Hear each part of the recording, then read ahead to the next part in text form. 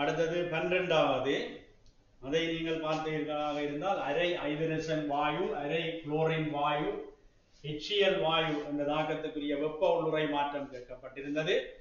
எங்களுக்கு ஹைட்ரஜனுடைய பிரிகை சக்தி தந்திருக்கிறார், குளோரினுடைய பிரிகை சக்தி தந்திருக்கிறார்கள், HCl பிணைப்பு பிரிகை சக்திகள் தந்திருக்கிறார்கள் எல்லாருமே. ஆகவே நாங்கள் தெளிவில்லாமல் இருந்தால் நாங்கள் கீழே 431 கிலோஜூல் சாரி 431 கிலோஜூல் மூல் -1. சரி, அப்ப நாங்கள் எசுவின் வெப்ப கூட்டல் விதிப்படி இது அரை இருக்கிறது. அப்ப அரை தர 436 பிணைப்பு பிரிகை சக்தி.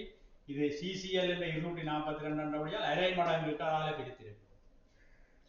எசுவின் வெப்ப கூட்டல் விதிப்படி டெல்டா H ஆக 431 கிலோஜூல் மூல் -1 சமன் அரை தரம் 436 சக அரை தரம் 246 என்று போடுவீர்கள். இதை நீங்கள் சுருக்கி இருந்தால், இங்காலை பக்கம் சுருக்கினீர்களாக இருந்தால் 339 கிலோஜூல் மூல் -1 அது பிளஸ்ல இருக்கு.